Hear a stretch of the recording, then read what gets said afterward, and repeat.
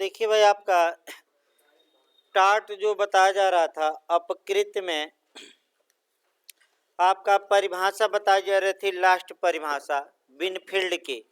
और परिभाषाएं भी पूछी जाती हैं कंपटीशन में, और जो लास्ट परिभाषा बताई जा रही थी उसी को आपका माने अच्छे से पढ़ना है। यानी कि जो लास्ट परिभाषा है यहाँ से आपका तोड़कर भी अलग अलग क्वेश्चन आपका बिहार में बना है। यानी कि जो बिहार आयोग ने यहाँ से क्वेश्चन बनाया है इसी परिभाषा को आपका तोड़ दिया है और आपका पूछा है कि कौन सही है और कौन नहीं है। तो आपका अपकृत की जो परिभाषा आपका बिनफील्ड ने बताई है, फिर एक बार उसको कह सकते हैं कि हम बता रहे हैं और फिर उसको समझाया जाए। देखिए भाई, बिनफील्ड महोदय क्या कहते हैं। बिनफील्ड महोदय का ये कहना है कि अपकृत आपका क्या है। तो अपकृत के बारे में, अपकृत संबंधी दायित्व कैसे उत्पन्न होता है। तो अपकृत संबंधी दायित्व आपका मूलतः यानी कि कार्य आपका जो प्राथमिकता है या मूलतः है वह कैसे उत्पन्न होता है, तो इसको तोड़ा गया था। देखिए आपका अपकृत संबंधी दायित्व कैसे उत्पन्न होता है। तो जो विधि द्वारा क्या हो, किसी व्यक्ति का क्या हो, निर्धारित कर्तव्य। ये जो कर्तव्य होता है ये कैसा होता है। तो आपका बताया गया था प्राथमिक कर्तव्य होता है, और कोई व्यक्ति इस कर्तव्य का क्या करता है, नहीं भाई निर्वहन कर देगा तब कहाँ कुछ होगा निर्वहन कर देगा तब तो सही रहेगा। क्या किया है, उल्लंघन किया है। इस उल्लंघन के कारण किसी दूसरे व्यक्ति के अधिकार का हनन हुआ है। किसका अधिकार का हनन हुआ है, और दूसरे व्यक्ति के किस अधिकार का हनन हुआ है तो बताया जाएगा विधिक अधिकार। आपका अधिकार आपका व्यक्ति माने किस अधिकार का हनन हुआ है, तो आपका लोकलक्ष्य अधिकार। किस अधिकार का, लोकलक्ष्य अधिकार। तो जिस व्यक्ति के लोकलक्ष्य अधिकार का हनन हुआ है वह व्यक्ति अपर निर्धारित क्षतिपूर्ति या अनलिक्विडेटेड डैमेजेज के लिए क्या ला सकता है, वाद। तो मुकदमा किसके लिए लाया जाएगा, अपरिनिर्धारित क्या, क्षतिपूर्ति। अब आइए कह करके इन्हीं शब्दों को अच्छे से जानना है। देखिए, बिनफील्ड महोदय ये कहते हैं कि जो अपकृत में किसी व्यक्ति का कर्तव्य होता है वह आपका मूलतः आपका विधि द्वारा निर्धारित होता है। तो मैं कई कर्तव्य बताया था। एक कर्तव्य बताया था जो कानून द्वारा निर्धारित हो, दूसरा बताया गया था धार्मिक कर्तव्य, तीसरा नैतिक, चौथा सामाजिक और पांचवा राजनैतिक। तो अपकृत कब उत्पन्न होगा, व्यक्ति का कैसा कर्तव्य हो, धार्मिक हो कि राजनैतिक हो कि कानूनी हो, कानूनी, और पहले से क्या हो, कानूनी कर्तव्य निर्धारित है। प्राथमिक हम देखेंगे, इस पर थोड़ा डिटेल में देखिए।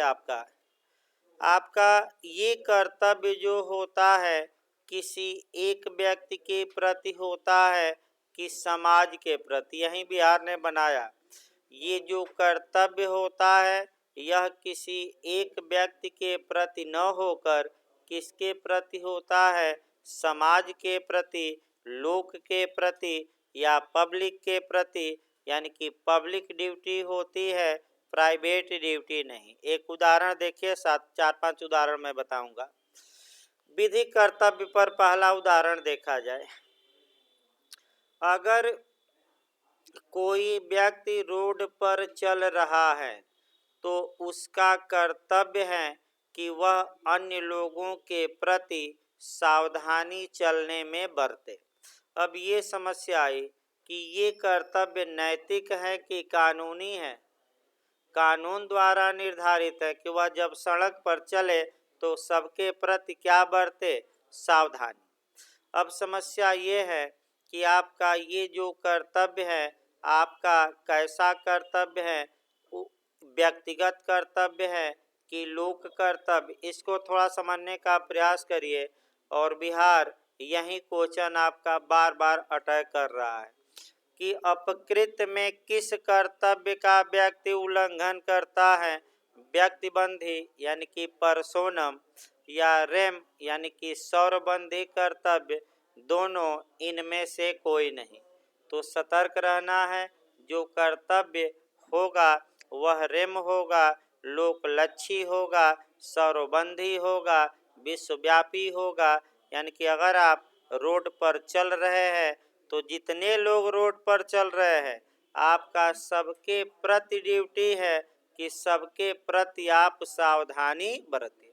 तो बताइए, एक आदमी के प्रति सावधानी बरतनी है कि जितने लोग आपका रोड पर चल रहे हैं सबके प्रति? तो कौन सा कर्तव्य हुआ, प्राइवेट की लोग? तो अपकृत्य में किस कर्तव्य का उल्लंघन किया जाता है? बिहार यही गलत होता है। व्यक्तिगत कर्तव्य की लोग भाई व्यक्तिगत ना मार कर आइएगा। लेकिन आपका जो बिहार ने बनाया इतना उलझा दिया था। देखिए फिर एक बार देखिए, जिस कर्तव्य का वायलेशन किया जाएगा वह पब्लिक होगा, लोक होगा। लेकिन जब क्षति होगी तो वह लोक क्षति न होकर व्यक्तिगत होगी। अब देखिए उदाहरण रोड वाला ही। रोड पर एक व्यक्ति है, वह रोड पर जा रहा है। उदाहरण से समझिए, एक व्यक्ति है, वह रोड पर जा रहा है। तो जितने लोग रोड पर जा रहे हैं उन सभी लोगों का कर्तव्य है, सभी के प्रति है, एक आदमी के प्रति नहीं, किसके प्रति? सभी के प्रति कर्तव्य या ड्यूटी है कि वह सभी के प्रति सतर्कता और सावधानी बरतें। यानी कि चलते समय नेग्लिजेंस या उपेक्षा न बरतें। तो कर्तव्य किसके प्रति होता है अपकृत्य में? आपका कह सकते हैं समाज के प्रति कि एक व्यक्ति, समाज। लेकिन संविदा अधिनियम आप लोग पढ़ रहे हैं, कॉन्टेक्स्ट में बताइए कर्तव्य किसके प्रति है, जिससे संविदा की गई है कि पूरे संसार के प्रति? तो पहला अंतर तो आप ही जान लिए कि जिससे संविदा की गई है कि पूरे संसार के प्रति संविदा अधिनियम में कर्तव्य होता है, जिससे क्या की गई है। दूसरा भी अंतर जान लीजिए, संविदा भंग पर आपका अपकृत्य पहले जानिए। अगर अपकृत्य हुआ है तो कैसी नुकसानी वसूली जाती है? अपर निर्धारित की दोनों। अपकृत्य में क्या बताया गया है? अपर निर्धारित। लेकिन संविदा अधिनियम में धारा 73 अपर निर्धारित और 74 कौन सी? पर निर्धारित। तो दूसरा इसीलिए बताया जा रहा है कि पढ़ते समय डिफरेंस भी अभी से तैयार रखिए, ताकि एक दो दिन बाद अंतर सब में बताया जाए तो आपके दिमाग में बैठा रहे। 6-7 अंतर आप भी बता सकते हैं, तो 2 अंतर तो हो ही गया। आगे देखिए भाई, अब ये जो कर्तव्य होता है व्यक्ति पर, वह नैतिक कर्तव्य और सामाजिक नहीं, बल्कि मूलतः किसके द्वारा निर्धारित होता है? कानून द्वारा। यानी कि ला ये निर्धारित ड्यूटी करता है कि जितने लोग रोड पर चल रहे हैं सभी लोग दूसरे के प्रति क्या बरते? सावधानी। अब विधिक कर्तव्य क्या होता है, नैतिक क्या होता है, यानी कि मोरल, सोशल क्या होता है? अभी MPHJS में भी ये क्वेश्चन बना और जे में भी बना है। देखिए एक क्वेश्चन निकाला जाए CPC से भी। जो ड्यूटी या कर्तव्य नैतिकता संबंधी नियमों द्वारा शासित होता है उन्हें नैतिक कर्तव्य कहा जाता है। नैतिकता का जहाँ तक प्रश्न है, नैतिकता समय दर समय, स्थान दर स्थान और परिस्थितियों के अनुसार बदलती रहती हैं, चेंज होती रहती हैं। जैसे कि उदाहरण के रूप में कुछ समय पूर्व तक भारत में अगर कोई पुरुष और स्त्री बिना मैरिज के एक साथ रहते थे तो वह अनैतिक माना जाता था। लेकिन उच्चतम न्यायालय ने अब इसे मोरल या नैतिक मान लिया है और कोई अपराध नहीं करते ये लोग उत्तम है। यानी कि नैतिकता समय दर समय, स्थान दर स्थान और देश दर देश क्या रहती है। और 2018 के यूपीजे में 2 क्वेश्चन आया था कि विधि और नैतिकता यानी कि लॉ और मोरालिटी के बारे में, तो प्रोफेसर HLA हार्ट बताया जाएगा जूरिस्प्रूडेंस में डिटेल में, विधिशास्त्र में बताया जाएगा। लेकिन हम पहले नैतिकता को तो देखें। जहाँ व्यक्ति का नैतिक कर्तव्य का मतलब ये हुआ कि व्यक्ति को ये करना चाहिए, तो जो चाहिए वाला है बस एक याद रखिए कि वही क्या है, नैतिक कर्तव्य। जैसे कि हम पढ़ा रहे हैं तो आप लोगों का नैतिक कर्तव्य है कि घर पर जाकर एक बार पढ़ना चाहिए। अब पढ़े न पढ़े वो कोई देखने थोड़े जा रहा है ये कैसा कर्तव्य है, नैतिक कर्तव्य है। माता पिता से आपने वादा किया, अन्य लोगों से किया, तो भाई पढ़िए, ये आपका मोरल ड्यूटी है। एक नैतिक कर्तव्य देखा जाए आपका जो एपीओ में क्वेश्चन आया था, क्योंकि केवल उदाहरण हमें नहीं बताना है, हमें 3-4 क्वेश्चन इस पर क्या करना है, कंपटीशन का निकालना है कर्तव्य पर। ए एक भिखारी हैं, बी के दरवाजे पर भीख मांगने जाता है, तो तुरंत पकड़िएगा भीख देने का जो कर्तव्य है वह नैतिक है कि विधिक? विधिक नहीं है, क्या है? और बी ने भीख नहीं दिया, भिखारी उसके दरवाजे पर मर गया, तो बी ने कौन सा अपराध किया? न तो अपकृत्य किया और न ही अपराध। लेकिन कई लोग विधिक कर्तव्य मारकर हत्या करा दिए थे 2015 एपीओ में, कोई अपराध नहीं किया क्योंकि उसका केवल कर्तव्य कैसा था, मोरल। ये पहला उदाहरण। एक और उदाहरण देखिए, अच्छा, क्योंकि स्टार्ट मतलब कि उदाहरण धारा थोड़े है, केवल उदाहरण और केस पर क्या चलेगा, और कुछ नहीं है। उदाहरण अगर समझ में आ गया तो अपकृत्य भी आ जाएगा। दूसरा उदाहरण देखिए, एक बहुत अच्छा तैराक मान लीजिए संगम पर है, यानी कि गोल्ड मेडल भी जीता है तैराकी में, और एक बच्चा वहां डूब रहा है लेकिन वह बचा नहीं रहा है। नहीं बचाया तो कोई अपराध नहीं किया, लेकिन समाज के लोग उसकी हिनाई करेंगे, नैतिक कर्तव्य था, कोई विधिक कर्तव्य नहीं था। लेकिन विधिक कर्तव्य कब होगा? जब जल पुलिस लगी है, सरकार वेतन दे रही है, इसीलिए लगी है संगम नोज पर कि अगर कोई डूबे तो ये जल पुलिस क्या करे, बचाए।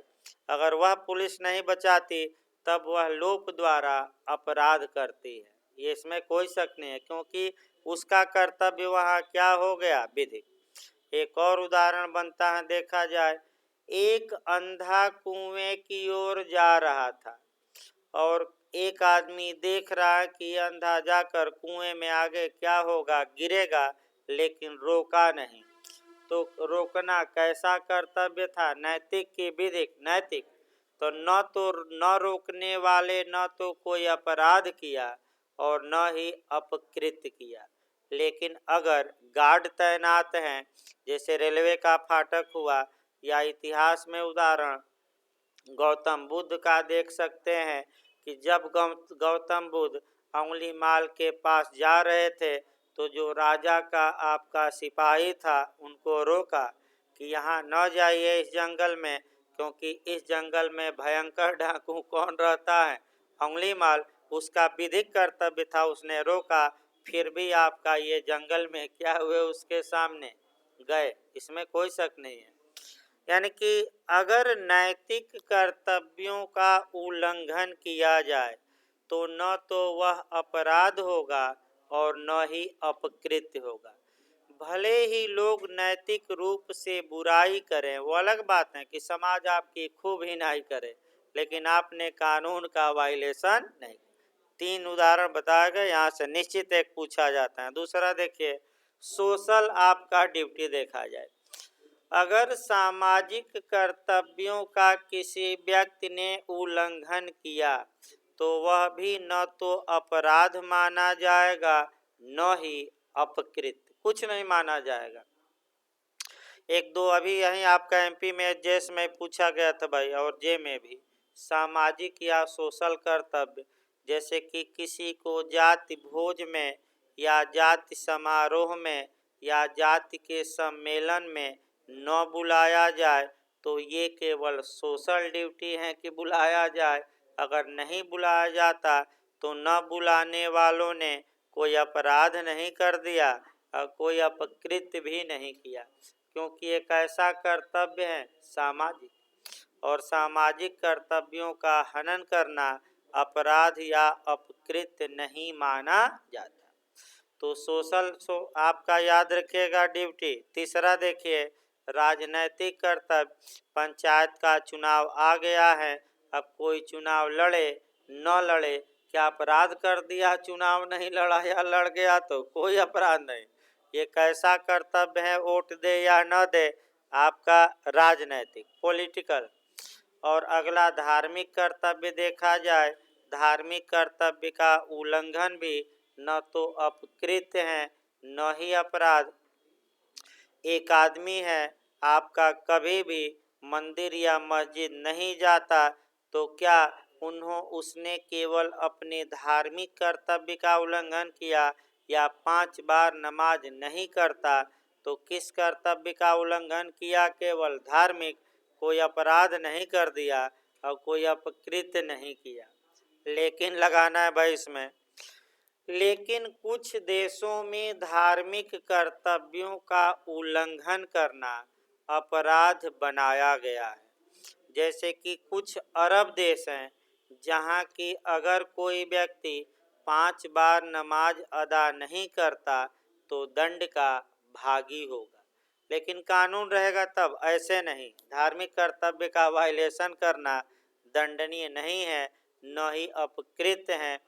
तो किस कर्तव्य का उल्लंघन करना अपकृत्य होगा, केवल विधिक, यानी कि कौन, और ये विधिक कर्तव्य पहले से ही या पहले से कानून द्वारा क्या होते हैं, निर्धारित। अब आइए, ये जो विधि द्वारा निर्धारित कर्तव्य होता है, ये कैसा कर्तव्य होता है व्यक्ति का, तो बिनफील्ड इसको प्राइमरी ड्यूटी या प्राथमिक कर्तव्य बताते हैं। तो क्वेश्चन ये बन सकता है कि अपकृत्य में व्यक्ति किस कर्तव्य का उल्लंघन करता है, प्राथमिक कि द्वितीयक कि दोनों। द्वितीयक न मारिए, क्या कहते हैं बिनफील्ड, प्राथमिक। अब आपको प्राथमिक और द्वितीयक कर्तव्य भी देखिए, शब्द जब तक नहीं आएगा रट सकते हैं, लेकिन भाई समझ में नहीं आएगा। एक एक शब्दों को हम क्या कर रहे हैं, डिटेल में अर्थ बता रहे हैं। देखिए आपका प्राइमरी ड्यूटी और सेकेंडरी ड्यूटी क्या है, इसको थोड़ा समझने का प्रयास करिए। सबसे पहले इसको आप फंडामेंटल राइट या मूल अधिकार से समझिए, तब आपका अपकृत्य में रोड वाला उदाहरण पर ही चला जाएगा। मूल अधिकार संविधान के भाग 3 में दिए गए हैं और सामान्यतः राज्य के विरुद्ध हैं, अर्थात राज्य पर ये कर्तव्य अधिरोपित करते हैं कि राज्य हमारे मूल अधिकारों का क्या करे, सम्मान। किस पर कर्तव्य है, राज्य पर, और ये नहीं कि आपका किस पर कर्तव्य है कि मूल अधिकारों का सम्मान करे, राज्य पर। तो ये जो कर्तव्य है कि राज्य हमारे मूल अधिकारों का हनन न करे, इस कर्तव्य को ही प्राथमिक कर्तव्य कहा जाता है। तो इसी को थोड़ा रोड वाले उदाहरण से जोड़िए। जितने लोग रोड पर जा रहे हैं, सभी लोगों का कर्तव्य है कि आपका एक को धक्का न दें, तो ये जो उनका कर्तव्य है, ये प्राइमरी कर्तव्य है कि सेकेंडरी, प्राइमरी। सेकेंडरी कर्तव्य अपराध हो जाने के बाद या अपकृत्य हो जाने के बाद या मूल अधिकारों का उल्लंघन कर देने के बाद उत्पन्न होता है, अर्थात द्वितीय कर्तव्य। सेकेंडरी जो ड्यूटी होती है वह प्राथमिक कर्तव्य पर डिपेंड करती हैं। जैसे ही व्यक्ति ने किस कर्तव्य का हनन किया, प्राथमिक, उसका कौन सा कर्तव्य उत्पन्न होगा? द्वितीय। अब देखिए, पहले 3 एंगल से मैं बता रहा हूँ एक साथ। पहले फंडामेंटल राइट और फिर रोड वाला उदाहरण।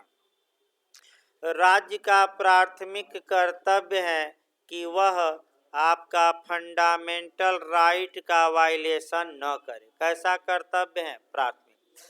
जैसे ही राज्य ने इस प्राथमिक कर्तव्य का हनन किया, वायलेशन किया, राज्य का द्वितीय कर्तव्य उत्पन्न होगा और वह ये होगा कि हम कोर्ट में जाएंगे राज्य के खिलाफ। आर्टिकल 32 के तहत सुप्रीम कोर्ट और 223 के तहत नहीं 226 के तहत हाई कोर्ट, और राज्य को उसका कर्तव्य निभवाएंगे। तो जो ये कोर्ट में जाकर और कर्तव्य निभवा दीजिए राज्य का कि मूल अधिकारों का सम्मान करना ही होगा, ये कोर्ट आदेश देगा, तो ये राज्य का कौन सा कर्तव्य हो गया? द्वितीय। तो अपकृत्य में बाह्य रोड पर मान लीजिए ए एक व्यक्ति है और बी ने ए को धक्का दिया, तो बी का कर्तव्य था पूरे रोड पर चलने वालों के प्रति कि किसी को धक्का न दे, और ए को धक्का दे दिया, ए का पैर टूट गया, तो बी का यानी कि जिसने धक्का दिया है उसका अब द्वितीय कर्तव्य उत्पन्न होगा। द्वितीय कर्तव्य को रेमेडियल या अनुतोष वाला कर्तव्य या उपचारात्मक कर्तव्य कहा जाता है। अर्थात बी का द्वितीय कर्तव्य ये है, यानी कि जिसने धक्का दिया है, कि वह ए को, जो पैर ए का टूटा है, तो उसके बदले वह ए को मुआवजा या क्षतिपूर्ति दे। तो जो ये क्षतिपूर्ति देने का बी का कर्तव्य है, ये कौन सा कर्तव्य है? प्राइमरी की सेकेंडरी? सेकेंडरी। तो ये कर्तव्य उत्पन्न कब हुआ? जब बी ने अपने किस कर्तव्य का वायलेशन किया? प्राथमिक। यानी कि आर्टिकल 32 और 226 के तहत कब जाएंगे राज्य के विरुद्ध? जब राज्य हमारे मूल अधिकारों का सम्मान न करे। तो उसी प्रकार जब प्राथमिक कर्तव्य का व्यक्ति उल्लंघन करेगा तो वह भरपाई करे, यानी कि उसका कर्तव्य उत्पन्न होता है द्वितीय कि वह उसका क्या दे? मुआवजा। अब आइए, बी ने ए को धक्का दिया, तो बताइए पूरे समाज को क्षति हुई है कि केवल ए को? तो फिर यही पॉइंट पकड़ना है। अपकृत्य में जो क्षति होती है, नुकसान होता है, डैमेज होता है, वह सर्वबंधी या विश्वव्यापी या पूरे समुदाय का नहीं होता, बल्कि कैसा होता है? व्यक्तिगत होता है। किसको केवल पैर टूटा है? ए का। ए का पैर टूटा है, पूरे आपका जनता का नहीं। तो क्षति कैसी होती है अपकृत्य में? व्यक्तिगत की सार्वजनिक? लेकिन किस कर्तव्य का उल्लंघन होता है? रेम। और किस कर्तव्य का? ये कर्तव्य किसके द्वारा पहले से निर्धारित रहता है? विद द्वारा कि नैतिक की सामाजिक? विद द्वारा। इतना भी उल्लंघन किया मतलब कि अपने कर्तव्य का निर्वहन नहीं किया। किस कर्तव्य का नहीं? प्राथमिक। और इसके कारण ए का पैर क्या हुआ? टूट गया। अब इतना आ गया, तो आगे देखिए। अब ये है कि भाई ए का अधिकार था, क्योंकि आप लोग पढ़ेंगे आगे जूरिस्प्रूडेंस में कि जहाँ राइट है वहाँ ड्यूटी है। यानी कि अगर आपका बी का कर्तव्य था तो ए का अधिकार था। अगर ए रोड पर चल रहा है तो ए का अधिकार है, पूरे समाज के विरुद्ध अधिकार है कि उसे कोई धक्का न दे। तो बताइए, ए का जो अधिकार है वह पूरे लोकलक्षी है कि व्यक्तिगत अधिकार है? यानी कि जितने लोग रोड पर चल रहे हैं, ए का अधिकार सबके प्रति है कि केवल बी के प्रति? सबके प्रति। सभी व्यक्तियों के प्रति अधिकार यह है कि कोई भी व्यक्ति, जितने लोग हैं, कोई भी व्यक्ति ए के अधिकार का हनन न करे, यानी कि ए को धक्का न दे। यानी कि बी का कर्तव्य तो ए का क्या हो गया, वही सामान्यतः अधिकार। अब आइए आपका मूल अधिकार पर चलिए, मूल अधिकार पर ही समझ में आएगा। मूल अधिकार का पालन करना किसका कर्तव्य है? राज्य का कि जनता का? कौन पालन करे भाई? किसके विरुद्ध? स्टेट के विरुद्ध। तो जब राज्य का मूल अधिकार कर्तव्य हो गया तो वही जो कर्तव्य राज्य का था वह जनता का क्या हो जाएगा? अधिकार। यानी कि हमारा अधिकार है तो हमारे अधिकार के सम्मान वाला भी कोई चाहिए, और सम्मान कौन करेगा मूल अधिकार में? राज्य। उसी प्रकार इस उदाहरण को पकड़िए, बी का कर्तव्य था तो अधिकार किसका है? ए का। बी का कर्तव्य लोकलक्षी था तो ए का अधिकार भी क्या है? लोकलक्षी। यानी कि आपका रेम, रेम कहा जाता है इंग्लिश में। यानी कि ए का अधिकार विश्वव्यापी है, ए के अधिकार लोकलक्षी अधिकार का क्या हुआ है? लोकलक्षी माने आपका right in rem, English version भी याद रखिए, लोकलक्षी या विश्वव्यापी। तो ऐसी दशा में अब अपकृत विधि के तहत ए को क्या अधिकार है या क्या रेमडी है, क्या अनुतोष है? यानी कि ए अपने अधिकार के हनन होने पर क्या उपचार पा सकता है? तो आप लोग मूल अधिकार में थोड़ा जाइए। अगर राज्य आपके मूल अधिकारों का हनन करता है तो आर्टिकल 32 के तहत सुप्रीम कोर्ट जा सकते हैं आप, और 226 के तहत हाई कोर्ट। हाई कोर्ट और सुप्रीम कोर्ट क्या कर सकते हैं, पहले ये जानिए। हाई कोर्ट सुप्रीम कोर्ट कोई आदेश दे सकता है, लिखा है, कोई निर्देश दे सकता है, या 5 रिटों में से एक या एक अधिक जारी कर सकता है। यानी कि राज्य के विरुद्ध क्या कर सकता है? 5 रिटों में से कोई रिट भी जारी कर सकता है। ये हम नहीं बता रहे हैं, स्पष्ट आर्टिकल 32 में क्या है लिखा। तो उसी प्रकार अपकृत में उपचार बताइए भाई, बताया गया था, भले आपको याद ना हो। बिनफील्ड महोदय ये कहते हैं कि अपकृत में ए का पैर टूटा है तो ए बी के खिलाफ क्या करेगा? वाद दायर करेगा और क्या वसूलेगा? पर निर्धारित मुआवजा की अपर निर्धारित। मुआवजा ए को कितना मिले इसका निर्धारण किसके द्वारा किया जाएगा? कोर्ट द्वारा। किसके द्वारा? कोर्ट द्वारा। लेकिन यहाँ आलोचना भी करना है बिनफील्ड की, कि बिनफील्ड की आलोचना ये करना है कि अपकृत में केवल अनलिक्विडेटेड डैमेजेज या अपर-निर्धारित मुआवजे के लिए ही मुकदमा नहीं लाया जा सकता। 2 और भी रेमेडी हैं, दूसरा है इंजंक्शन या व्यादेश, और तीसरा संपत्ति का संपरिवर्तन, यानी कि संपत्ति का क्या? रिकवरी, यानी कि वापस लेना। तो आपका बिहार का क्वेश्चन फिर देखा जाए, अपकृत में क्या उपचार हैं? तो जो लोग ज़्यादा नहीं पढ़े रहेंगे, देखिए कैसे मॉडल बनाता है। पहला दे देगा अपरिनिर्धारित क्षतिपूर्ति, है ही। दूसरा व्यादेश, तीसरा संपत्ति का संपरिवर्तन, और चौथा उपर्युक्त सभी। तो जो थोड़ा कम पढ़े रहते हैं सोचते हैं कि पहला मारकर आ जाएं, और जब आते हैं घर तब पता लगता है कि ये तो उपर्युक्त क्या है? सभी। तो आप घबराइएगा ना, उपर्युक्त सभी मारकर आइएगा, लेकिन मुख्य उपचार जो है वह आपका अपर-निर्धारित क्या है? क्षतिपूर्ति। इसमें लेकिन तीनों मार कराइएगा। कौन कौन? फिर मैं बता दूं। आपका अपर-निर्धारित क्षतिपूर्ति पहला, दूसरा कौन? व्यादेश, और तीसरा संपत्ति की क्या? वापसी, और चौथा उपर्युक्त सभी। तो क्या मार कराना है? हाँ। इस प्रकार अपकृत की परिभाषा भाई समाप्त हुई। बिनफील्ड की परिभाषा की आलोचना करते हुए लिखना मेंस में अगर आ जाए तो। अगला आपका देखा जाए अपकृत के आवश्यक तत्व। वैसे मैं बता चुका हूँ, अपकृत के 3 आवश्यक तत्व हैं। किसी व्यक्ति द्वारा कोई रॉन्गफुल एक्ट या ओमिशन किया गया हो, यानी कि गलत कार्य या लोप किया गया हो, दूसरा इस गलत या कार्य या लोप के कारण दूसरे व्यक्ति को क्या पहुंचा हो, क्षति पहुंचा हो, और तीसरा ऐसा व्यक्ति जिसे क्षति पहुंची है वह किसके लिए वाद ला सकता है, तो किसके लिए, क्षतिपूर्ति।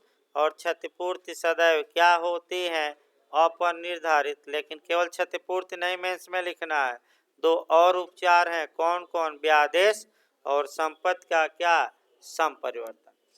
अब आगे आइए कुछ मैक्सिम देखा जाए। भाई आपका मैक्सिम पहले देखा जाए, अपकृत की प्रकृति देख लिया जाए, क्योंकि नोट्स में जिस हिसाब से हैं आपका वहीं चला जाए। भाई देखिए आपका पेज नंबर 4 है भाई, अपकृत की प्रकृति। पेज दोनों स्टार्ट का दिया गया है, पेज नंबर 4 पर है पहले ही, आप देख सकते हैं, नेचर ऑफ टाट।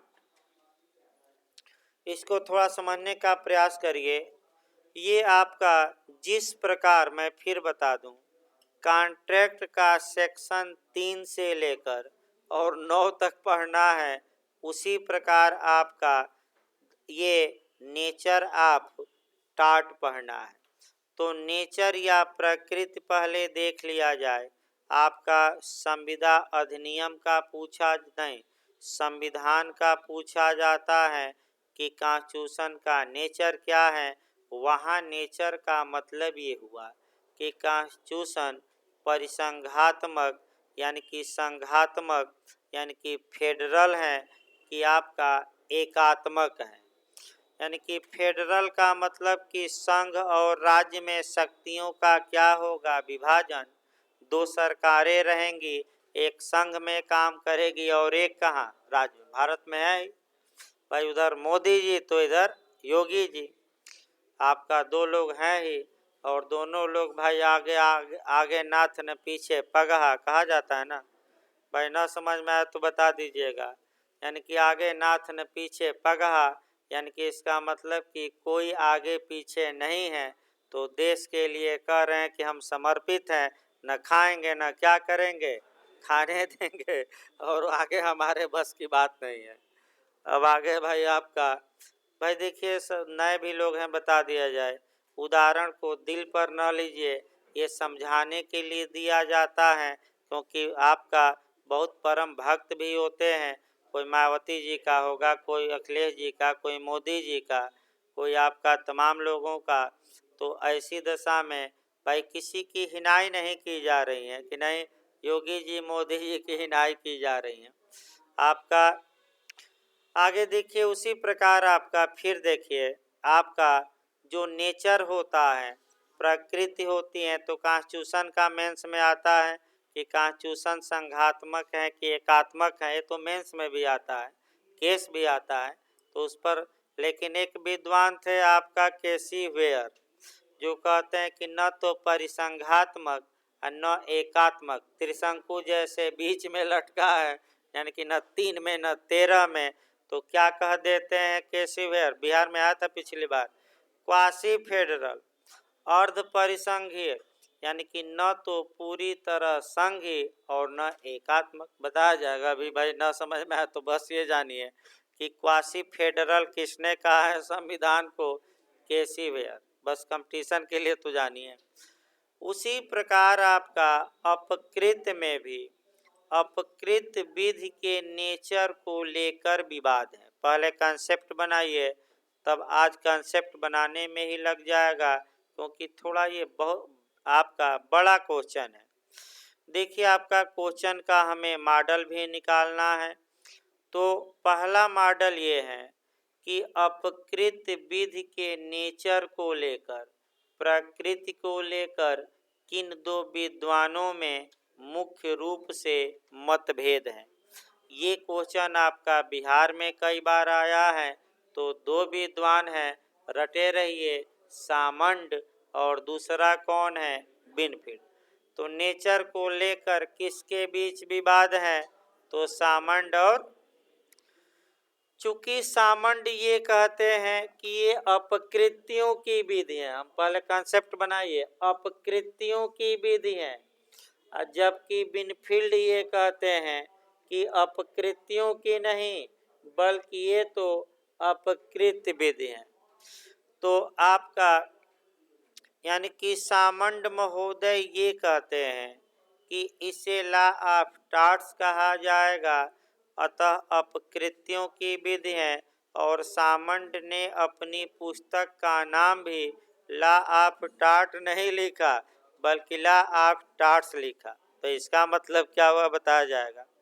और बिनफील्ड कहते हैं कि नहीं, ये अपकृत्यों की विधि नहीं है बल्कि यह अपकृत विधि है, लॉ ऑफ टॉर्ट है।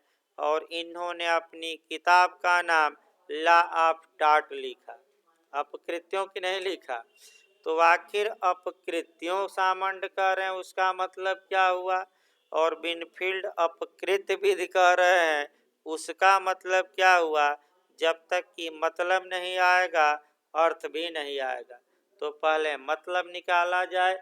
सबसे मतलब पहले हम किसका बता रहे हैं, सामंड का। देखिए भाई, आपका सामंड ये कहते हैं कि अपकृत्य अनंत और असीमित नहीं है, अपकृत्यों की संख्या सीमित है।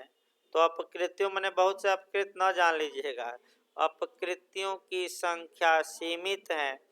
यदि किसी व्यक्ति के अधिकार का उल्लंघन होता है तो वह अपना उपचार तभी पा सकता है जब पहले से निश्चित अपकृत्यों में अपना उपचार खोज ले। सामंड फिर कहते हैं कि जिस प्रकार अगर कोई व्यक्ति अपराध करता है, माने भारत में भी जोड़ लिया जाए, आईपीसी की 511 धाराएं हैं। अगर कोई व्यक्ति गलत कार्य करता है तो वह तभी दंडनीय होगा जब उसका गलत कार्य 511 सेक्शन में कहीं न कहीं क्या हो, सेट। अगर वह गलत कार्य किया लेकिन 511 धाराओं में कहीं सेट नहीं हुआ तो गलत कार्य करने के बावजूद भी वह दंड का भागी नहीं होगा। इस पर उदाहरण एक देखा जाए, तब फिर बैक हो जाए टाट में, क्योंकि भाई उदाहरण आपका आईपीसी से कोरिलेट करके सामंड का चलेगा। जैसे कि स्टैकिंग हो गया या किसी लड़की का पीछा करना, वर्तमान में आईपीसी की धारा 354 डी यानी कि 354 डी में दंडनीय है। यह पहले अपराध नहीं था, तो ये कब से अपराध बनाया गया, 3 फरवरी 2013, क्योंकि इसी तारीख से जोड़ा गया। तो अगर 2 फरवरी को कोई व्यक्ति, कल्पना करिए 2 फरवरी 2013 को कोई पुरुष किसी स्त्री का पीछा किया हो, तो क्या उस समय तो आईपीसी में ऐसा कोई कार्य अपराध नहीं था, तो क्या अभियुक्त दंड का भागी होगा? नहीं, क्योंकि विधि के बिना अपराध, यानी कि पहले कानून बनाइए फिर लोग कानून का क्या करें, उल्लंघन, और तब वह अपराध होगा, क्योंकि विधि के बिना अपराध संभव नहीं है। और यही आपका लीगल भाषा में पूछा जाता है, कोरिलेट करके इसको आईपीसी की धारा 2 में आप देख सकते हैं और संविधान के अनुच्छेद 20 के क्लाज 1 में कि विधि के बिना अपराध नहीं होगा। अब सामंड पर आइए, अपकृत में अपराध दिमाग से निकाल दीजिए। सेम आपका उदाहरण देते हुए सामंड क्या कहते हैं कि अपकृत्य अनंत और असीमित नहीं है, अपकृत्यों की संख्या क्या है, सीमित। और इन्होंने अपना जो उदाहरण दिया है वह कबूतर खाने पर सेट किया है। जिस प्रकार कबूतर रखने के लिए पिगन होल या कपोत गवाच या कबूतर खाने बने हैं और एक खाने में केवल कितना कबूतर रखा जा सकता है, एक। उसी प्रकार अपकृत हैं, राज्य ने मान्यता दी है अपकृत्यों को, और एकाएक अपकृत इन खानों में क्या किए गए हैं, रखे गए हैं। अगर किसी व्यक्ति के अधिकार का वायलेशन होता है तो इन खानों में अपना रेमडी खोजे, उपचार खोजे, यानी कि कबूतर खाने में अपना मामला क्या करे, फिट करे। अगर 4 खाने हैं और उसके प्रति जो गलत कार्य किया गया है किसी भी खाने में सेट नहीं होता, तो क्या उसे कोई मुआवजा मिलेगा कि नहीं? तो सामंड कहते हैं कि नहीं मिलेगा। अतः यह अपकृत्यों की विधि है, यानी कि कई अपकृत्य दे दिए गए हैं और उसी में आपको अपना रेमडी क्या करना है, खोजना है। और ये तर्क देते हैं आईपीसी से कि आईपीसी में कितनी धाराएं, और अभियुक्त तभी दंडित होगा जब 511 धाराओं में उसका मामला क्या हो, आए, नहीं आए तो नहीं दंडित। उसी प्रकार अपकृत्य क्या है, पहले से निर्धारित। लेकिन बिनफील्ड इसके विरोधी हैं। बिनफील्ड महोदय उदारवादी माने जाते हैं और बिनफील्ड का मत है कि आपका कबूतर खाने को हटाइए और आपका अगर किसी व्यक्ति के अधिकार का उल्लंघन किया गया है तो उसे हर हाल में रेमडी या उपचार मिलना चाहिए, चाहे कबूतर खाने में उपचार उपलब्ध हो या न हो। तो बताइए कौन संकीर्ण मानसिकता या दृष्टिकोण अपनाता है, सामंड और कौन उदारवादी? तो किसका मत वर्तमान में ज़्यादा मान्य है? बिनफील्ड का। तो समर्थक किसके रहेंगे ज़्यादा, यानी कि परम भक्त किसके रहेंगे? बिनफील्ड के। तो बिनफील्ड का समर्थन आपका कराया जाएगा। और बिनफील्ड का समर्थन देखिए क्या किसने किसने किया। एक तो न्यायाधीशों ने किया अपने निर्णय के माध्यम से। तो जितने निर्णय हैं 15, 16, 10, 12 निर्णय पढ़ने पड़ेंगे, जहाँ की बिनफील्ड के मत का हम क्या कराएंगे, समर्थन। और दूसरा विद्वानों ने भी किया कि बिनफील्ड का मत क्या है वर्तमान समय में उचित है, और आपका केस के माध्यम से किया गया। सुप्रीम कोर्ट ने भी हमारे किया, यानी कि सभी लोग किसका समर्थन करते हैं, आपका बिनफील्ड का। देखिए बिनफील्ड का कोटेशन ये भी आईपीसी में जाते हैं आपका, लेकिन थोड़ा बहुत भिन्न जाते हैं। देखिए ये बताते हैं कि अगर किसी व्यक्ति ने कोई गलत कार्य किया और इससे दूसरे व्यक्ति के लोकलक्षी अधिकार या सौरबंधी अधिकार या राइट इन रेम का वायलेशन हुआ है, तो दूसरा व्यक्ति पहले व्यक्ति से मुआवजा पाएगा। आपका पाएगा, यानी कि मुकदमा किसके लिए करेगा, मुआवजा के लिए। जब तक कि पहले व्यक्ति का मामला किसी औचित्य के नियम के तहत न आता हो। तो औचित्य का नियम क्या है, इसको आईपीसी में फिर बैक जाना पड़ेगा। देखिए ध्यान से भाई, अगर कोई व्यक्ति अपराध किया है तो सामान्य नियम ये है कि उसके लिए वह दंड का क्या होगा, भागी। लेकिन अगर वह बचना चाहता है तो औचित्य के नियम हैं, बचाव भी हैं, आपका डिफेंस है। और आईपीसी में डिफेंस कहाँ से कहाँ तक है, तो 76 से लेकर 100 कहाँ तक, 100 तक। यदि अभियुक्त अपना मामला कहाँ सेट कर दे, 76 से लेकर आईपीसी में कहाँ तक, 106, तो वह सजा का हकदार नहीं होगा। इसी प्रकार अपकृत्य में अगर जिसके खिलाफ मुकदमा किया गया है वह अपना मामला किसी अपकृत्य में दिए गए किसी अपवाद में सेट कर देता है, तो वह जरा भी मुआवजा नहीं देगा।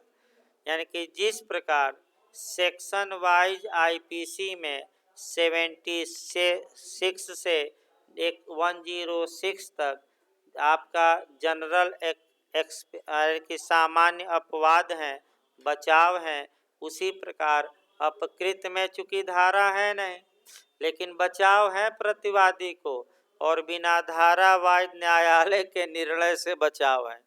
जैसे कि 1-2 बता दिया जाए भाई।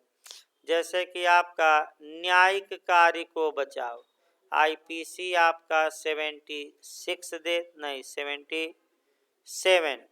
न्यायिक कार्य को बचाव आईपीसी की कौन सी धारा देती है? 76 नहीं 77। और कार्यपालिक कार्य यानी कि जल्लाद को 78। तो अपकृत में ये सेक्शन नहीं रहेगा, लेकिन हम पढ़ाएंगे कि न्यायिक कार्य भी बचाव मिलेगा और जल्लाद कार्यपालिकीय कार्य भी, ये पढ़ाएंगे लेकिन बिना सेक्शन से। जैसे कि आईपीसी में आप पढ़ते हैं भाई वालंटी नॉन फिट इंजुरी, पिछली बार आया था भाई आईपीसी के किस सेक्शन में? तो 87। जो व्यक्ति सम्मति देता है उसे कोई नुकसान नहीं होता। तो ये आईपीसी में, हाँ वही सम्मत कंसेंट है। आईपीसी में आपका 87 से लेकर 92 तक में प्रावधान है पूरा सम्मत के बारे में। अब अपकृत में ये सेक्शन नहीं रहेगा, बस हम केस के माध्यम से इस सिद्धांत को क्या करेंगे? पढ़ेंगे। जैसे कि आईपीसी में आप पढ़ते हैं धारा 81 आवश्यकता की प्रतिरक्षा, तो टाट में बिना धारा के। और क्या आप 80 में पढ़ते हैं दुर्घटना, तो टाट में सेक्शन नहीं रहेगा, केवल क्या हम दिखाएंगे? दुर्घटना। लेकिन आपका बालकपन बचाव नहीं है, यानी कि यही आपका बताया जाएगा आगे। यानी कि कुल मिलाकर भूमिका में ये रहा। अभी डिटेल में हम चलेंगे, कल पूरा लेक्चर लगेगा सामंड और बिनफील्ड पर, इतना आसान नहीं है। लेकिन एक लाइन ये याद रखिए कि सामंड का जो कबूतर खाने का सिद्धांत है, तो कबूतर खाने का सिद्धांत किसने दिया? सामंड ने। और नाम किसने दिया इसका? तो किसने दिया? बिनफील्ड ने दिया नामकरण। ये पूछा जाता है। यानी कि पिगन होल थ्योरी का प्रतिपादन सामंड ने किया, लेकिन सामंड की थ्योरी पिगन होल थ्योरी कही जाएगी, ये सामंड ने नहीं कहा। किसने कहा? बिनफील्ड। नामकरण, तो नामकरण बिनफील्ड ने कहा। उदारवादी कौन है, कठोर कौन है? प्रकृति को लेकर किनके बीच विवाद है? अब देखिए प्री में एक लाइन और बता दें। अगर आपको दिखे कि जो अपकृत्य हैं ये अनंत हैं, असीमित हैं, इसको बांधा नहीं गया है, तो बिनफील्ड मार कर आइएगा। और कहीं देखे कि अपकृत्यों की संख्या क्या है, कबूतर खाना सीमित, तो आप सामंड मार कर आइए, क्योंकि बिहार में 7-7 8-8 लाइन का क्वेश्चन बना है इस पर। और बस ये पूछा गया कि ये किसका कोटेशन है। तो भाई कोटेशन किताबों में 2-3 किताबें हमारे भी पास है, 3-4, किसी में नहीं मिलेगा। वो कुछ कोटेशन क्या करते हैं, वो बना देते हैं एग्जामिनर। फिर कंसेप्ट क्लियर रखिए। अगर कहीं भी आपको लगे कि ये माने अपकृत्यों की संख्या असीम और अनंत है, तो किसका समर्थन कराइएगा? बिनफील्ड। और कहीं भी लगे वाक्य में 10 लाइन 5 लाइन कि अपकृत्यों की संख्या क्या है, सीमित, तो सामंड। क्योंकि ऐसा क्वेश्चन आपका बार काउंसिल ऑफ इंडिया ने ज़्यादा बनाया था। 10-10 लाइन का क्वेश्चन दे दिया पूरा इतिहास देकर, और आपका आंसर 1 लाइन का। जैसे डीसी बाधवा का केस आया अध्यादेश पर, अब पूरा पंचौरा आपका लिखा था 10 लाइन, अब बस 1 लाइन का आंसर था कि आपका डीसी बाधवा। उतना लिखने की क्या आवश्यकता थी कि बिहार का ये कांड हुआ, वो कांड हुआ, यानी कि पूरी कहानी गढ़ दिया और केस पूछा, तो बताया जाएगा भाई। तो कल आपका कॉन्ट्रैक्ट में वही धारा 4 से शुरू करना है, और टाट में नेचर डिटेल में हम बताएंगे। आज केवल सामान्य बात बताई गई, ये नहीं कि आज समाप्त हो गया। एक लेक्चर पूरा नेचर पर लगता है, और क्वेश्चन आपका मेंस में अच्छा बनता है, प्री में ही बनता है कोटेशन। तो कल आपका क्लास चलेगा भाई। अब